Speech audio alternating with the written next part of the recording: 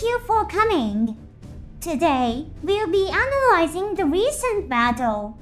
It's the new mobile suit of Maki, the despicable terrorists who have launched an attack against us, the Earth Federation forces. We stand as the shield that protects the citizens and the sword that dispels the rebels. Through this data analysis, I expect our mobile suit pilots to refresh their knowledge and skills. Now, let's analyze the battle of Lieutenant Lane, the leader of the mobile suit unit. He is piloting the state-of-the-art mobile suit equipped with Minovsky flight, the Penelope. His opponent, the Gundam, mounted his new mobile suit. Are you curious about how I know the name of the enemy? Don't sweat the small stuff. We have our ways of keeping tabs on the enemy, various ways indeed. First, Lane is seen confirming the retreat of allied units. Whether this is due to the Gustav Karl's inability to keep up with the Penelope's supersonic combat speed, or if it's just his overconfidence remains unclear. It's also possible that he is waiting for the enemy, who has secured the hostages, to reposition. Let's also pay attention to the stance of the Penelope here. The Penelope can switch between its humanoid mobile suit form and its flight form, which allows for high-speed travel. In its flight form, most of its thrusters face rearward, and the design shifts to reduce air resistance from the front. However, here it seems to have transformed its legs into something resembling the mobile suit form. This state is referred to in official design documents as middle form, and it's said that the staff implemented this form during the production process among fans who watch various robot animations. Some even call it Gawak. Gawak refers to a state of the transformational fighters in the Macro series, where the legs are deployed while retaining some flight capabilities. Is something bothering you?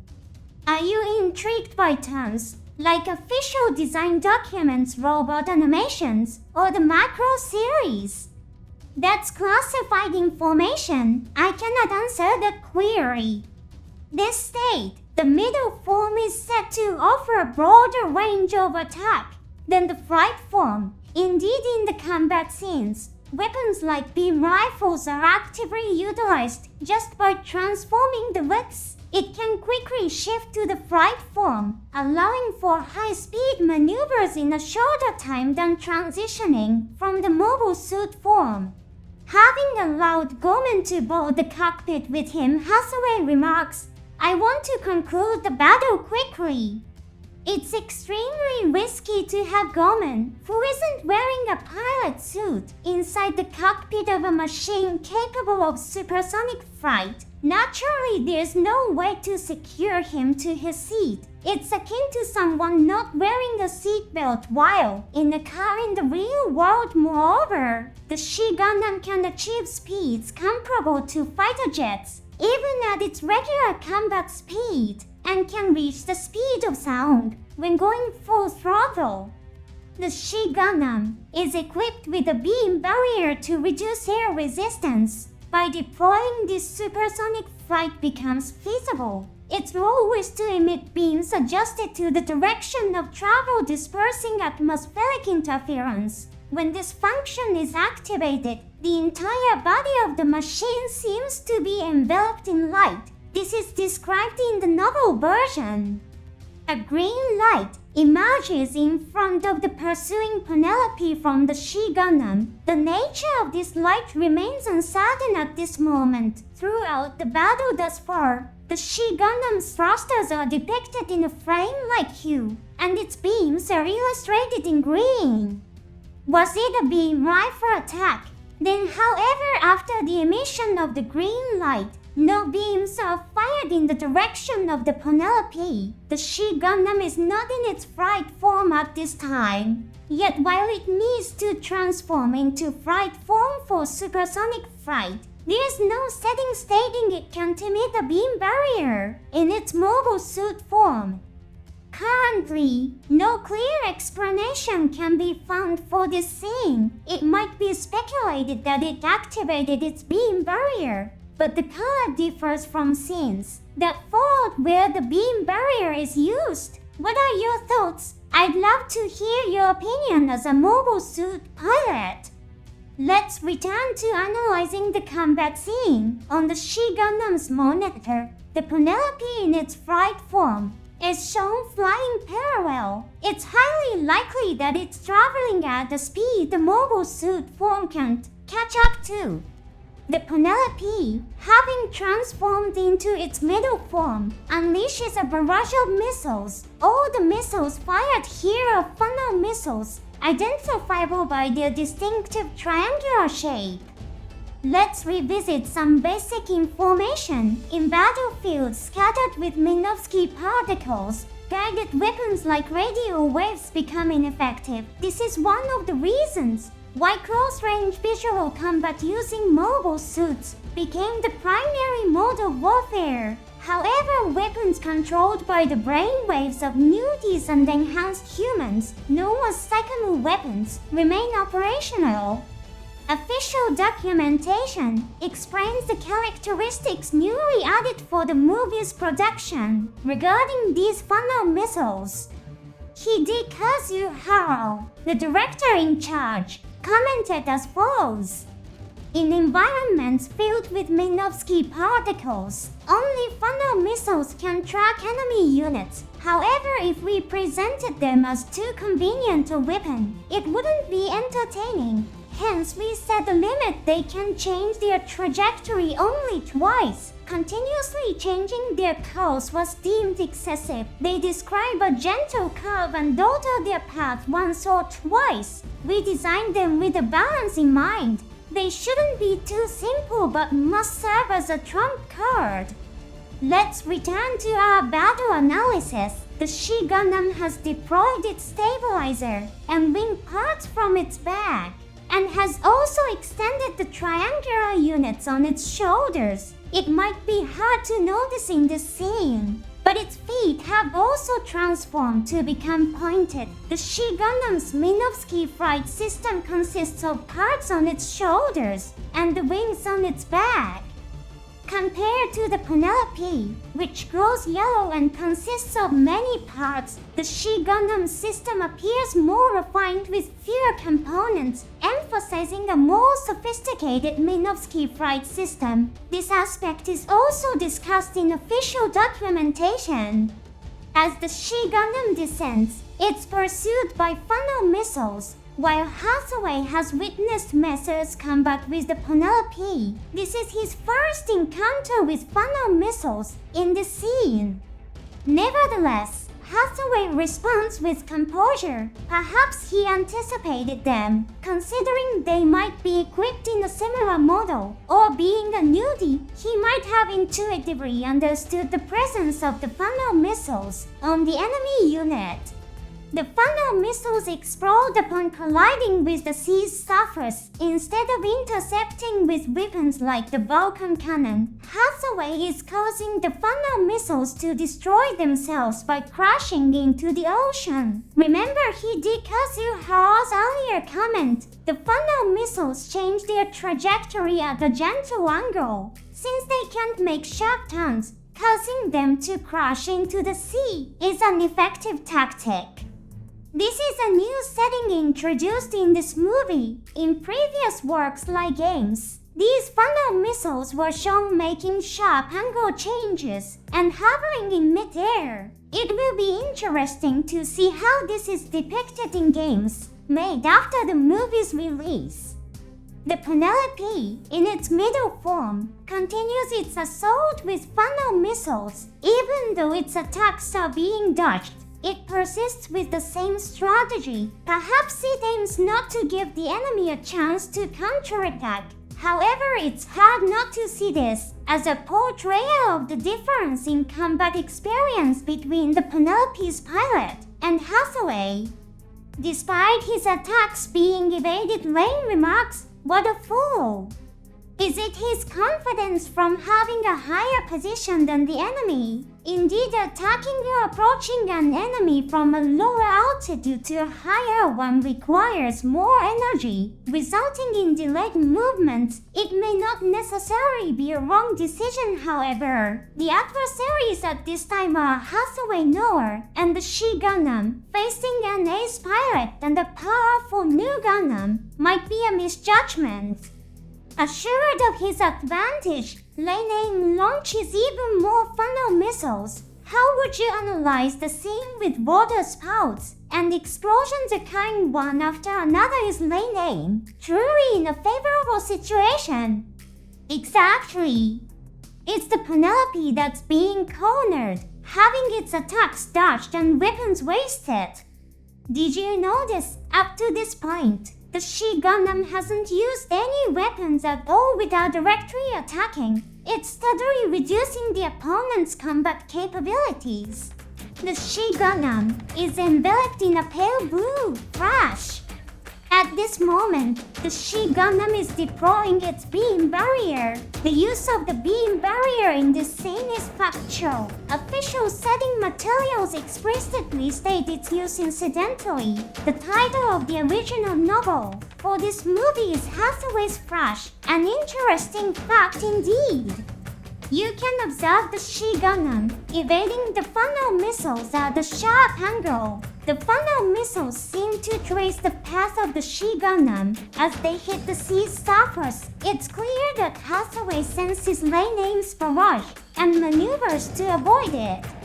The sheer speed leaves Lane astounded. Then multiple water columns rise. Look closely. The figure of the She Gundam is obscured by these water spouts. This is Hathaway's golden opportunity. Traveling at supersonic speed, the She Gundam tosses its beam rifle. This action will be discussed by Hathaway in a scene after the battle. The ability to irradiate the beam for a long time has been depicted many times in this movie. Here, that function is put to use, propelled by the recoil. The beam rifle, once released from the She Gundam's hand, continues flying up course. It retains the momentum of the She Gundam's supersonic flight.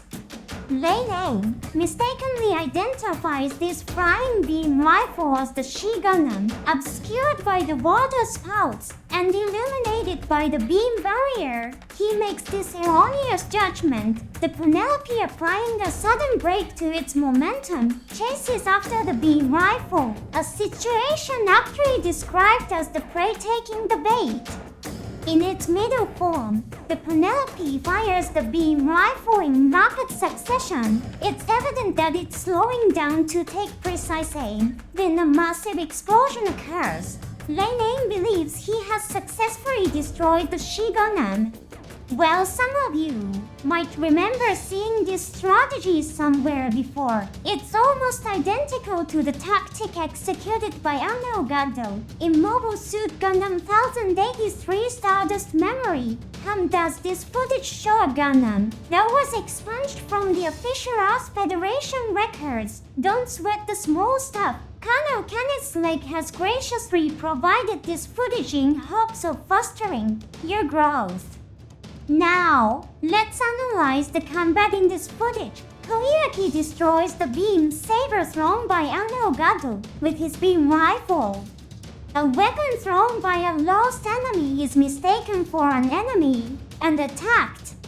It's the same situation as with Lane, and like Lane, Koyuki was also assigned as a test pilot, having far less combat experience compared to Gundam.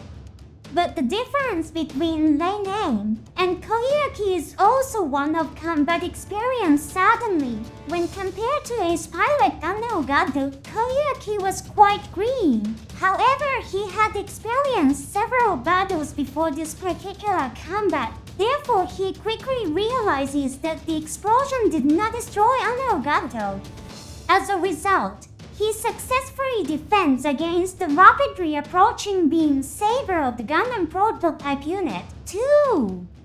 But what about Lei Name? He seems assured of his victory. He approaches the explosion site, intending to verify his defeated prey. Digressing a bit, the depiction of the high temperature zones on the monitor is quite beautiful, isn't it?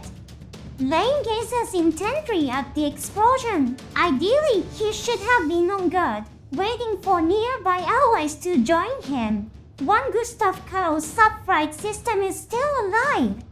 This was discussed in our previous battle analysis. Lei Name's expression changes as if he's realized something, but it's already too late. When he looks up, he sees the Gundam, ready to attack.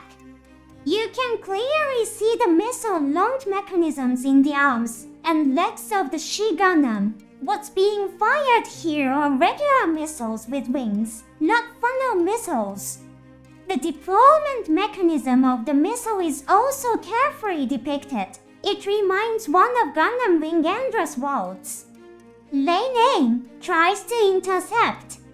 He is firing his Vulcan gun while defending the front of his unit with the composite weapon unit, an armament equipped with a shield function. If he had stayed calm and if there was enough ammo or energy left in his weapons, he might have been able to intercept with funnel missiles or a beam cannon. However, here Lei Name is only using the Vulcan gun. There are scenes showing him shooting down missiles with the Vulcan, so we understand that Lei Name's skills are by no means subpar. Yet, he was sorely outmatched against Hathaway. Hidden in the smoke from the explosion, a distinctively shaped missile is flying. Recognize that unique shape that's white. It's a funnel missile. Regular missiles are being mixed with funnel missiles in this attack. This tactic was also employed by his father Bright Noor. You can see it in Mobile Suit Gundam Char's counterattack, where he attacked the asteroid axis, mixing nuclear missiles among regular ones. However, this attack was thwarted by his pilots Tigers and Char Aznable. So, what will happen in the case of Lei Name? You can see the funnel missiles approaching the Penelope, changing their trajectory. It's also clear that these missiles produce a more flamboyant flame and smoke than regular missiles. Furthermore, let's pay attention to how the funnel missiles are used. The funnel missiles fired by Penelope describe a large trajectory. When launched and then change their course to target the Gundam, they adjust their trajectory once to take aim.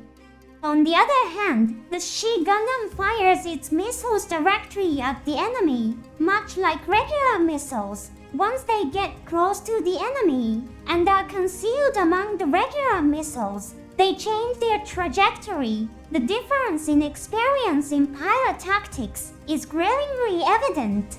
Let's pay attention to Lei Name's evasive maneuvers. In his middle form, he is retreating while intercepting with his Vulcan gun. The middle form is inferior in flight speed compared to the flight form, and less agile than the mobile suit form. Moreover, when retreating in this form, only the leg thrusters can be used. But that's not all. Let's compare his evasive maneuvers with Hathaway's earlier ones. Hathaway had lured the funnel missiles to the sea surface to destroy them. However, Lei Name is flying with nothing behind him. This means he has to destroy everything with his Vulcan gun. He managed to destroy the missiles that approached closely with his Vulcan gun, but a large explosion occurred near his head. The smoke and flames have obstructed his vision, in the which from Mercury, Selector lost his visibility due to smoke and received a direct kick from Elix's Gundam Ariel. While attacking with funnel missiles, we can see that regular missiles are also being fired. Hathaway is using all his weapons simultaneously, intending to win this battle. It's a tactic to minimize strain on Gomen while trying to defeat the enemy. Finally, the first direct hit occurs, almost simultaneously with the first hit. Subsequent missiles find their mark. One can deduce that Penelope has lost its beam rifle. Missiles hit one after another. For a brief moment, an illustration captures the instant a regular missile strikes the composite weapon unit, while Hassaway is controlling the funnel missiles. He is also landing direct hits with the regular missiles. It's clear he's not using the regular missiles merely as a distraction but as potent weapons. This truly showcases the skills of a veteran pilot. Lane's vision is consumed by flames. The creative choice to depict the situation by reflecting it in his eyes is really cute, isn't it? Even in this state, Penelope intercepts several missiles. Rather than being completely overwhelmed and defeated, he is gradually gaining valuable experience. He may be inexperienced, but he is far from inept. It's a scene that lets you feel the pride and spirit of a pilot. But alas, a direct hit is finally taken on the Lex Flight unit. This means a stall and a loss of control, imposture. It might as well be called the moment of certain defeat. Within the exploding flames, one can see the angle of a part resembling Penelope's tail collapsing. Further missiles add insult to injury, causing large explosions and flames. This is a stark contrast to the scene where the Gundam was causing multiple water spouts. The distinctive yellow light is nowhere to be seen. It might be hidden by the smoke, but there's also the possibility that the Minovsky flight system has ceased to function. Penelope is slammed into the sea surface at extremely high speed. Based on what Kenneth Lex said in the subsequent scene, it's a miracle that Lane survived. This battle ended in victory for Hassaway and the Gundam. Upon regaining consciousness, Lane spoke. There is no way. The opponent should also have been shot down. In the real world, drivers who cause accidents sometimes lose their memory of the incident due to the shock. Perhaps Lane is experiencing the same thing. Or maybe it's a misconception due to excessive overconfidence.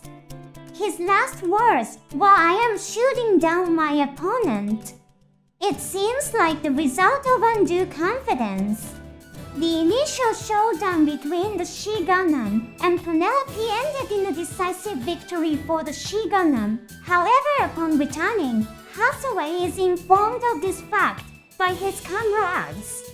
Over half of the Gundam's replacement parts sank into the sea.